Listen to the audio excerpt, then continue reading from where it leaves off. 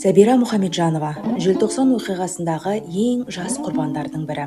Ол Шығыс Қазақстан облысы Тарбағатай ауданы Ақмектеп ауылында дүниеге келген. Үлгілі, тәрбиелі, алғыр қыз ретінде ерекше көзге түскен.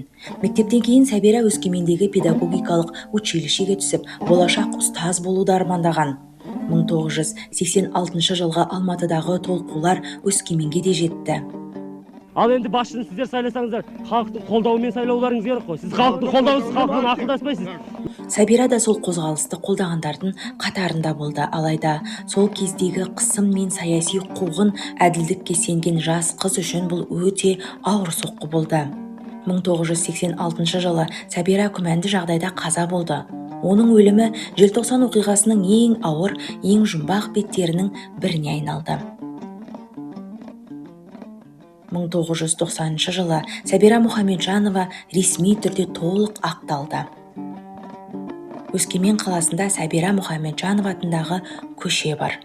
Сәбира оқыған Өскемен педагогикалық училищесіне есімі берілген.